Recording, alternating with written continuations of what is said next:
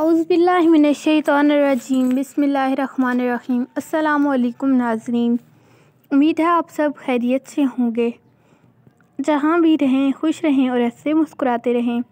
آج کی ویڈیو میں میں آپ کو ایک ایسا واقعہ سناؤں گی جو آپ کے ایمان کو تازہ کر دے گا۔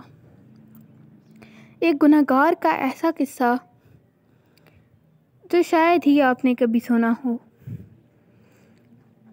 تو چلیے ویڈیو کو شروع کرتے ہیں۔ بصرہ کے قریب ایک شخص رہتا تھا۔ وہ بہت گنہگار تھا۔ امیر تو واقعی میں وہ بہت تھا، لیکن وہ گنہگار بھی بہت تھا۔ اچانک اس کی موت ہو گئی۔ جب وہ مرا تو اس کی عورت نے ایسا کوئی آدمی نہ پایا جو جنازہ اٹھانے میں اس کا ہاتھ بڑھاتا، کیونکہ اس کے گناہوں کے چرچے بہت مشہور تھے اور اس کے ہمسائے اس کے کثرت گناہ کے سبب کنارہ کش ہو گئے تھے۔ چنانچہ اس نے 2 مزدور اجرت پر لیے اور وہ اسے جنازہ گاہ میں لے گئے، لیکن کسی نے اس کی نماز جنازہ نہ پڑھائی، کیونکہ وہ شخص لوگوں میں گنہگار مشہور تھا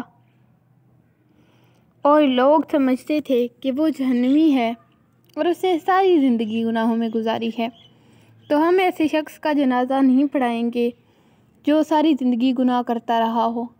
آخر اس کی بیوی اور وہ مزدور اسے صحرا میں دفن کرنے کے لیے لے گئے۔ اس علاقے کے نزدیک پہاڑ میں ایک بہت بڑا زاہد رہتا تھا۔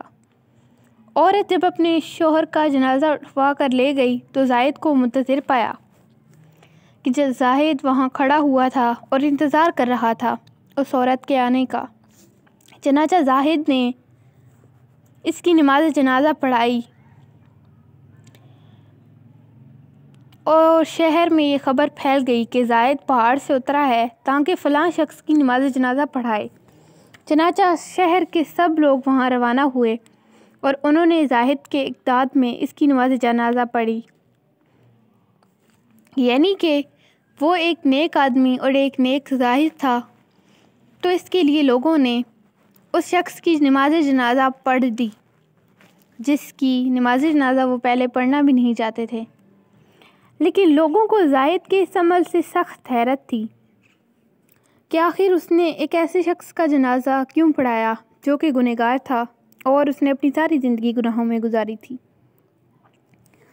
زاہد نے کہا کہ مجھے خواب میں کہا گیا ہے کہ فلاں جگہ جاؤ، وہاں تمہیں ایک جنازہ نظر آئے گا جس کے ساتھ صرف ایک عورت ہوگی، تم اس شخص کی نماز جنازہ پڑھو کیونکہ وہ مغفور ہے، یعنی کہ وہ ایک نیک انسان ہے اور اللہ نے اسے بخشا ہوا ہے۔ یہ بات سن کر لوگوں کو تعجب ہوا اور لوگ بڑے حیران ہوئے۔ زاہد نے اس عورت سے اس مرد کے حالات دریافت کیے کہ ذرا تم بتاؤ کہ یہ مرد کیا کرتا تھا اور اس کی بخشش کا سبب کیا ہے؟ تو عورت نے کہا کہ جیسا کہ مشہور ہے کہ اس کا سارا دن شراب خانے میں گزرتا اور شراب میں مست رہتے گزرتا تھا۔ زاہد نے کہا کہ کیا تم اس کی کسی نیک عادت کو جانتی ہو؟ عورت نے کہا ہاں، 3 چیزیں جانتی ہوں۔ جب وہ صبح کے وقت مدہوشی سے افاقہ پاتا تو کپڑے تبدیل کرتا، وضو کرتا اور صبح کی نماز جماعت سے پڑھا کرتا، پھر شراب خانے میں جاتا اور بدکاریوں میں مشغول رہتا۔ دوسرے یہ کہ اس کے گھر میں ہمیشہ 1 یا 2 یتیم رہا کرتے تھے، ان سے وہ اولاد سے زیادہ مہربانی سے پیش آیا کرتا تھا۔ تیسرا یہ کہ جب وہ رات کی تاریکی میں نشے کی مدہوشی سے افاقہ پاتا تو روتا اور کہتا ہے رب کریم، جہنم کے کونوں میں سے کون سے کونے کو میرے اس خبیث نفس سے تو پر کرے گا؟ زاہد یہ سنتے ہی لوٹ گیا کیونکہ اس کی بخشش کے راز کھل گیا تھا۔ حضرت ضحاک رضی اللہ تعالیٰ عنہ کے قول ہے کہ ایک شخص نے حضور صلی اللہ علیہ وآلہ وسلم سے پوچھا کہ سب سے بڑا زاہد کون ہے؟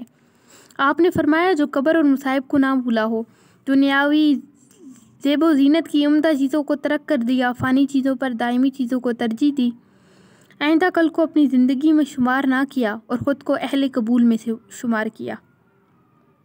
اس شخص کی بخشش کی وجہ یہ تھی کہ اس شخص نے ہمیشہ اللہ سے ڈر رکھا اور اسے یہ بھی یاد تھا کہ اللہ اسے عذاب دے گا، وہ اللہ کے عذاب سے اور اللہ سے ڈرنے والا تھا، اور جو لوگ اللہ سے ڈرتے ہیں اللہ ان کی بخشش فرماتا ہے۔ ہمیں اس واقعے سے یہ بھی سبق ملتا ہے کہ کبھی کسی کے قول و فعل اور اس کے اعمال کو دیکھ کر اس کے لیے جنت یا دوزخ کا فیصلہ خود نہیں کرنا چاہیے، یا اگر کوئی بھی آپ کے سامنے کوئی بھی گناہ کرتا ہے تو آپ کو یہ نہیں کہنا چاہیے کہ وہ جہنمی ہے اور اس کے گناہ زیادہ ہیں، پتہ نہیں اللہ اسے معاف کرے گا کہ نہیں۔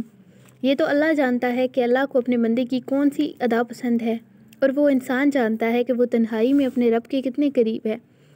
تو بہتر یہ ہے کہ ہم اپنے اعمال پر توجہ دیں، دوسری کی زندگیوں میں دخل اندازی کرنے سے گریز کریں، اور دوسروں کی زندگیوں کی فکر سے زیادہ اچھا ہے کہ ہم اپنی زندگیوں کی اور اپنے اعمال کی فکر کریں تاکہ ہم جنت میں جائیں۔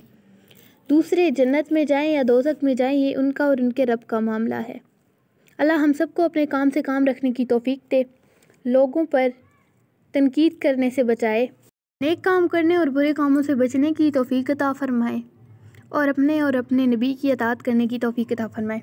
امید ہے آپ کو آج کا قصہ پسند آیا ہوگا۔ ملتے ہیں ایک نئی ویڈیو میں، تب تک کے لیے اللہ حافظ۔